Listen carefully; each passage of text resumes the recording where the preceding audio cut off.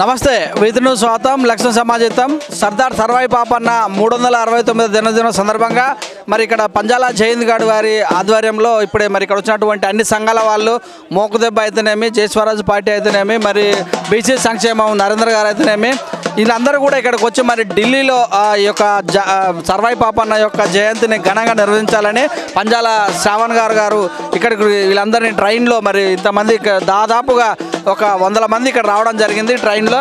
మరి వీళ్ళందరినీ కూడా మనము ఇక్కడికి వచ్చిన వాళ్ళందరినీ కూడా ఈరోజు జరిగే కార్యక్రమం గురించి 2 మాటలు తెలుసుకుందాం. సర్వాయి పాపన్న జై ఢిల్లీ, జై బహుజన, జై గౌడన్న. మళ్ళీ ఈరోజు 19 తారీఖు ఉదయం 9:30కి మేము ఢిల్లీలో మన రైల్వే స్టేషన్లో న్యూఢిల్లీలో మేము దిగడం జరిగింది. సింగం సత్తన్న కానీ, ఎల్బీ నగర్ నుంచి మేకపోతుల నరేందర్ కానీ, కలర్ సత్తన్న కానీ, మోకుదెబ్బ నుంచి నరసన్న గారు కానీ, మరి మిగతా సంఘాలందరం కలిసి మన బల్కంపేట మధుగౌడ్ గారు కానీ అందరము ఢిల్లీకి దాదాపు 200-300 మంది మనం చేరుకోవడం జరిగింది. స్వరాజ్ పార్టీ వాళ్ళు గారు కానీ మేము ఒకటే ఇక్కడి నుంచి మా ప్రోగ్రామ్ స్టార్ట్ చేసుకొని మరి రెస్ట్ తీసుకొని మరి అక్కడి నుంచి ఎర్రకోటకి వెళ్ళేసి మరి అక్కడి నుంచి ఇండియా గేట్ కాడికి వెళ్ళేసి సాయంత్రం 5 గంటలకి అంబేద్కర్ ఆడిటోరియంలో జయంతి ఉత్సవాలు మొదలవుతాయి. ఏదైతే జయంత్ గౌడ్ అన్న మొట్టమొదటిసారిగా సర్వాయి పాపన్న గౌడ్ సినిమా తీసి సర్వాయి పాపన్న చరిత్రను మొత్తం కూడా మరి ఎక్కడికక్కడ ఏదైతే అంచువేయబడి దాచిపెట్టి మరి చరిత్ర లేకుండా చేద్దామన్నటువంటి సీమాంధ్ర పాలకుల కుట్రలను ఛేదిస్తూ సర్వాయి పాపన్న గౌడ్ చరిత్రను సినిమా ద్వారా చాటి చెప్పి ఈరోజు తెలంగాణలో ఉన్నటువంటి సర్దార్ సర్వాయి పాపన్న ఒక మారుమూల ప్రాంతంలో ఉన్నటువంటి ఒక నిరుపేదగా ఉండి మరి రాజ్యాధికారాన్ని 12 మందితోటి సైన్యాన్ని తయారు చేసుకొని మరి 12,000 సైన్యంతో దాదాపు 20-25 కోటలు జయించి అంతిమంగా ఏదైతే గోల్కొండ కిల్లాలు వెళ్ళినటువంటి మరి సర్వాయి పాపన్న మహారాజ్ చరిత్రను ఇవాళ దేశ రాజధానిలో చాటి చెప్పడం కొరకే ఇవాళ ఎక్కడ ఏదైతే జయంతి సభలను 369వ జయంతి సభలను మరి ఢిల్లీ ఎర్రకోట పైన పాపన్న గౌడ్ చరిత్రను జెండాను ఎగిరేయడంలో భాగంగాని వల్ల ఇక్కడ కార్యక్రమం చేపట్టడం జరిగింది. ఈరోజు సాయంత్రం జరిగేటటువంటి జయంతి కార్యక్రమాలకు మరి వివిధ అన్ని వర్గాల ప్రజలందరూ కూడా విజయవంతం చేయాలని చెప్పి సందర్భంగా మోగ్దెబ్బ రాష్ట్ర కమిటీ ద్వారా మేము పిలుపునిస్తా ఉన్నాం. జై సర్వాయి పాపన్న. ఈరోజు సర్వాయి పాపన్న జయంతి ఉత్సవాల కొరకు మన జయంతి గౌడ్ గారు దాదాపుగా ఒక 10 సంవత్సరాల కిందటనే సర్వాయి పాపన్న సినిమా తీశారు. దాని ద్వారా మాకు పాపన్న చరిత్ర తెలిసింది.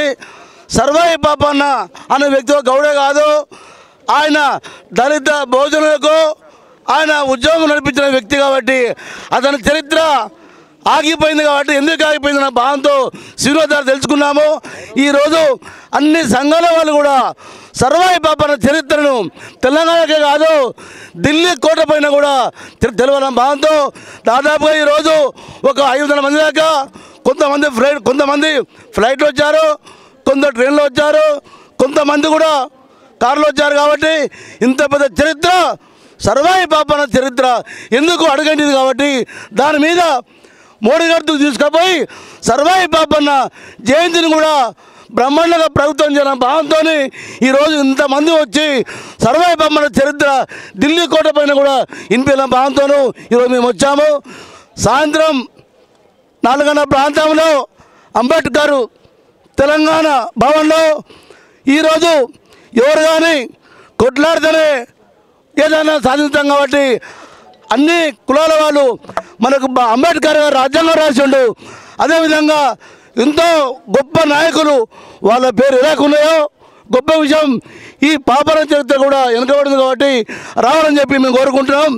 ఎందుకంటే బీసీ నాయకులు ఎవరున్నా కానీ ఆ నాయకుల పేర్లు సీమాంధ్ర నాకు తొక్కిపెట్టారు కాబట్టి ఆ సీమాంధ్ర మనకు విడిపోయినాం కాబట్టి ఉన్నటువంటి ప్రభుత్వంలో కూడా బీసీ నాయకులకు ప్రాధాన్యత ఇవ్వాలని చెప్పి కోరుకుంటూ పాపన్న జయంతి కూడా బ్రహ్మాండంగా చేయాలని చెప్పి మేము ఈరోజు అన్ని సంఘాల తరఫున మేము ఈరోజు వచ్చి బ్రహ్మాండంగా చెప్తున్నామని చెప్పి మీ అందరికీ మీడియా ద్వారా తెలియజేస్తున్నాం.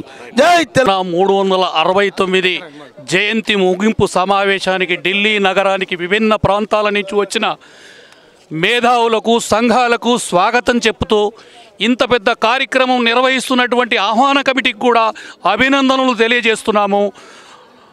తెలంగాణ గౌడ సంఘాల సమన్వయ కమిటీ పక్షంగా రాష్ట్ర కోఆర్డినేటర్ మాధవగోని భిక్షపతిగా నేను ఇక్కడ ప్రతినిధిగా వచ్చాను.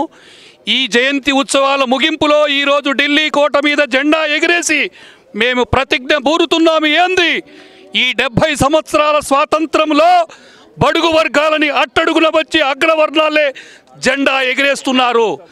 ఈరోజు మేము ప్రతిజ్ఞ చేస్తాము, ఢిల్లీ ఎర్రకోట మీద జెండా ఎగిరేసి రాబోవు కాలంలో అగ్రవర్ణాల రాజ్యాధికారము సర్దార్ పాపన్న జయంతిని ఆదర్శంగా తీసుకొని ఈరోజు మేము ప్రమాణం చేస్తాము. ఢిల్లీ ఎర్రకోట మీద రాబోవు కాలంలో ఎర్రకోట మీద జెండా ఎగిరేసేది సర్దార్ సర్వాయి పాపన్న వారసులే అనేటువంటిది ఈ సందర్భంగా ఈరోజు జరిగే సమావేశంలో ప్రతిజ్ఞ చేయడానికి మేమందరం వచ్చినాము. దీన్ని విజయవంతం చేయడానికి వచ్చిన మీ అందరికీ ధన్యవాదాలు.